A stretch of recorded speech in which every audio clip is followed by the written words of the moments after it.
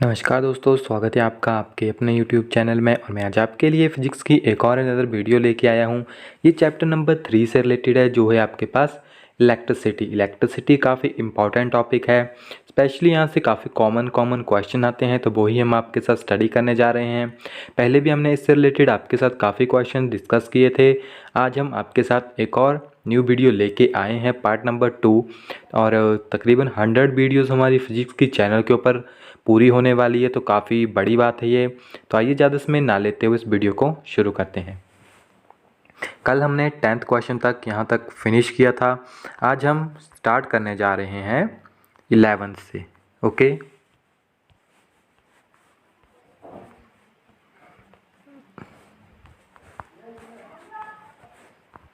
सो 11th question है हमारे पास, the length of a conductor is halved its resistance will.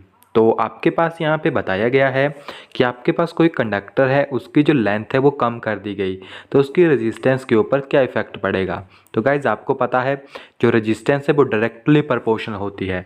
जो रेजिस्टेंस है आपके पास डायरेक्टली प्रोपोर्शनल होती है किसके, लेंथ के, यानी लेंथ ऑफ द कंडक्टर। अगर लेंथ ज़्यादा होगी तो रेजिस्टेंस भी ज़्यादा होगी, अगर लेंथ कम होगी आपके पास तो उसकी रेजिस्टेंस ऑटोमेटिकली कम हो जाएगी। तो यहाँ पे क्या होगा, लेंथ कितनी कम हुई है, हाफ कम हुई है, इट मीन कि उसकी रेजिस्टेंस भी आपके पास हाफ ही कम होगी।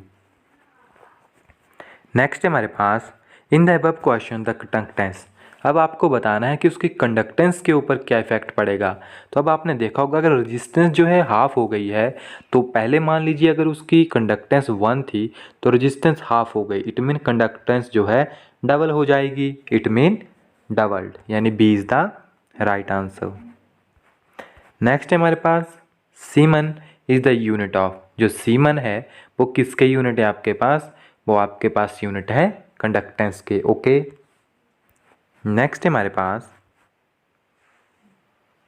How much electric energy is consumed by a 100 watt lamp using for 6 hour every day for 30 days। आपके पास एक लैम्प है, ओके, आप इसे बल्ब भी मान सकते हैं, जो कि 100 वॉट का है, उसकी पावर है 100 वॉट। तो आपसे यहाँ पे पूछा गया है कि अगर वो दिन में 6 घंटे तक चलता है तो 30 दिन में वो कितनी एनर्जी जो है यूज़ करेगा।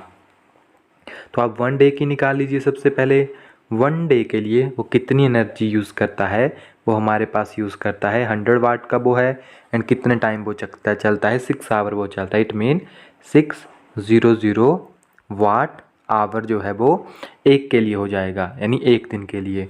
तो 30 दिन के लिए कितना होगा आपके पास, 30 × 600, it will be equal to this. Okay, 18,000। Okay, 18,000 watt hour, and watt hour को अगर आप कन्वर्ट करोगे किलो वाट में तो this will be equal to 18 kilo watt joule. So which one is the right answer. So ये आपके पास 18 unit भी आप इसे कह सकते हैं। तो यहाँ पे आपके पास जो राइट आंसर बनेगा वो है 18 किलोवाट आवर। ओके, नेक्स्ट है हमारे पास, suppose H1 is the heat generate per second in the filament of 100 watt 250 watt lamp. H2 is the heat generate in the filament of 200 watt and 250 watt lamp। तो guys ये 250 and 250, यानी ये तो आपके पास constant है, सिर्फ आपके पास जो डिफरेंस होगा वो है इन दोनों का। ओके, तो आपसे पूछा गया है रेशियो H1 एंड H2 की, तो इसमें आपके पास कितनी रेशियो इसमें आएगी अगर आप इसको कैलकुलेट करोगे। तो गाइज आप देख सकते हैं 250 तो वैसे भी कांस्टेंट है, तो ये 1:1 की रेशियो में ही आपके पास रहेगा सेकंड। बट जो H1 H2 है, यानी 100/200, अगर आप इसको देखोगे तो ये आपके पास 1/2 की रेशियो में आएगा। सी जो है यहाँ पे आपके पास राइट आंसर है। नेक्स्ट है हमारे पास, 2 wire of copper are of the same length but have different diameter. आपके पास 2 वायर्स हैं, one is copper and second is also copper wire, when but इनका जो आपके पास डायमीटर है वो डिफरेंट है। When they are connecting in series across a battery the heat generating H1, and when connected in parallel across the same battery the heat generating during the same time is H2, then तो यहाँ पे बताया गया है सबसे पहले आपके पास wires को सीरीज़ में कनेक्ट किया गया, बट डायमीटर जो है डिफरेंट था उनका, तो वहाँ पे H1 हीट जो है प्रोड्यूस हुई है। फिर उनको पैरेलल में किया गया तो H2 हीट प्रोड्यूस हुई है। तो यहाँ पे आपसे पूछा गया है कि जो कौन सी वैल्यू है वो ज़्यादा होगी, यानी किस में जो है सबसे ज़्यादा हीट प्रोड्यूस होगी।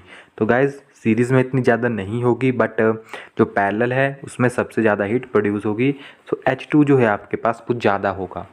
ओके, सो बी जो है यहाँ पे आपके पास राइट आंसर है।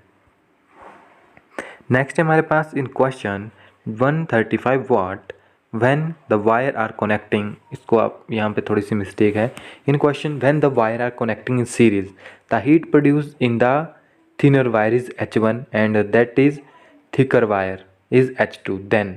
तो अब आपसे जो 35 क्वेश्चन है, यानी जो ऊपर वाला क्वेश्चन हमने अभी देखा था, तो उसमें ये बताया गया है कि उनको जब सीरीज़ में कनेक्ट किया गया था तो आपको ये बताना है कि कौन सी वायर में ज़्यादा हीट प्रोड्यूस हुई होगी, H1 में या H2 में।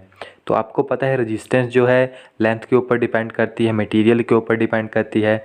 मटेरियल आपके पास सेम है, सिर्फ आपके पास जो लेंथ है वो उसमें थोड़ा सा डिफरेंस है। तो रेजिस्टेंस जो है किस में ज़्यादा होगी आपके पास, उसी में आपके पास ज़्यादा हीट भी प्रोड्यूस होगी। तो अगर आप H1 को देखोगे तो वायर छोटी है, इट मीन उसमें ज़्यादा रेजिस्टेंस जो आपके पास यहाँ पे बनेगी। सो वहाँ पे थोड़ा हडल भी होगा ताकि जो इजली फ्लो नहीं कर पाएंगे। तो H1 जो है आपके पास ज़्यादा होगा H2 के कंपैरिजन में। नेक्स्ट हमारे पास क्रिस्चॉफ्स लॉ, काफ़ी इंपॉर्टेंट लॉ है। दो लॉज हैं आपके पास, one is energy and second is for charge.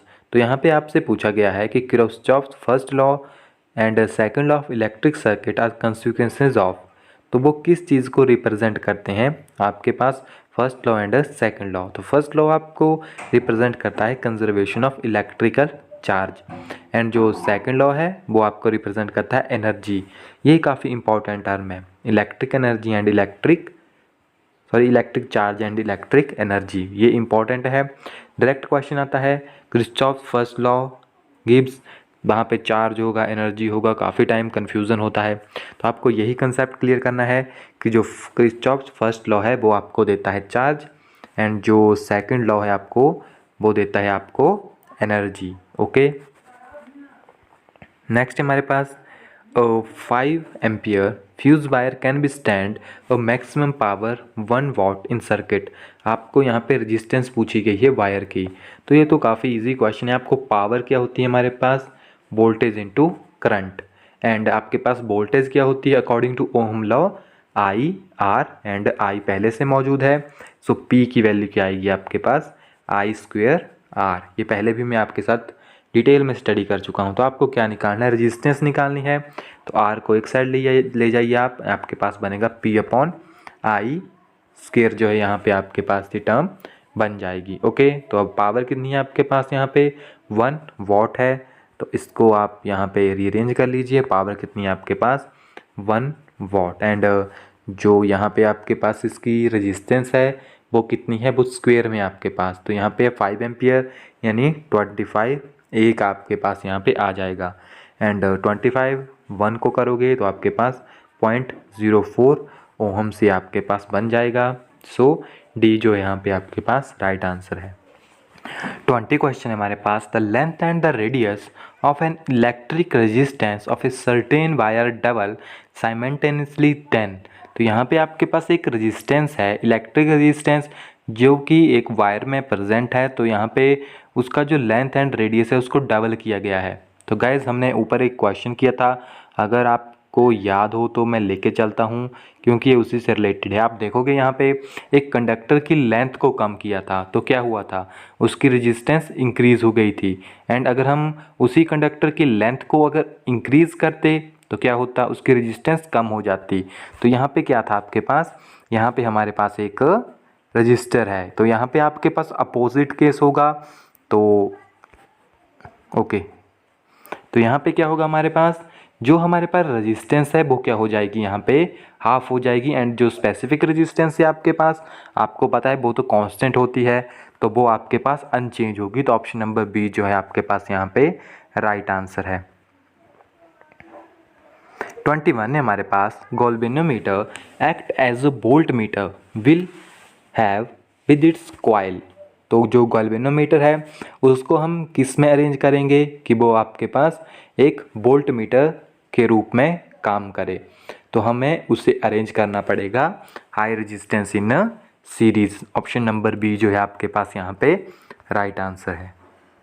Next है हमारे पास when 3 identical bulb, 3 identical bulb है आपके पास 60 watt and 200 volt rating are connect in series to a supply of 200 watt supply, the power drain by them will be. तो आपको यहाँ पे पावर कैलकुलेट करनी है। जिस तरह से हमने पहले वाला क्वेश्चन किया था इसको भी आपको उसी तरह से करना है एंड उनकी पावर हमारे पास आएगी 20 वॉट। नेक्स्ट है हमारे पास in an resistance each of R Q are connected in parallel give an equivalent resistance of R omega if their resistance were not omega, that is ohm, if their resistance were connected in series the combination would have resistance in ohm is equal to। तो यहाँ पे तो आपके पास directly formula पूछा गया है and आपके पास ये फार्मूला यहाँ पे बनता है n²r। ए जो यहाँ पे राइट आंसर होगा अगर आपको याद है तो। नेक्स्ट हमारा आता है व्हीटस्टोन ब्रिज से रिलेटेड।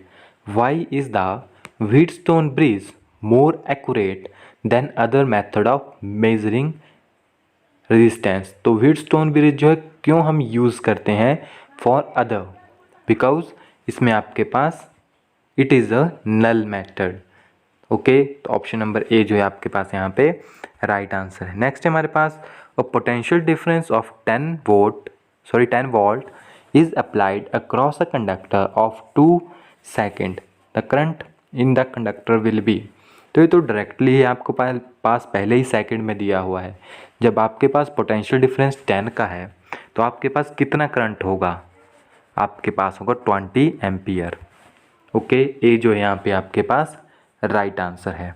तो गाइज़ अभी और काफ़ी ज़्यादा क्वेश्चन बचे हुए हैं, तो बाकी क्वेश्चन को हम नेक्स्ट वीडियो में आपके साथ स्टडी करेंगे। एंड चलिए इस क्वेश्चन को कर लेते हैं यहाँ पे। Ohm law is valid when the temperature of the conductor is. तो कंडक्टर का टेम्परेचर क्या होना चाहिए अगर ओहम्स लॉ को वैलिड करना है। तो ये क्वेश्चन आपके लिए है, आप हमें कमेंट करके ज़रूर बताइएगा कि इसका आंसर क्या होगा। अदरवाइज़ यहीं से हम कल की वीडियो को शुरू करेंगे। मिलते हैं नेक्स्ट वीडियो में, तब तक के लिए thank you, have a nice day.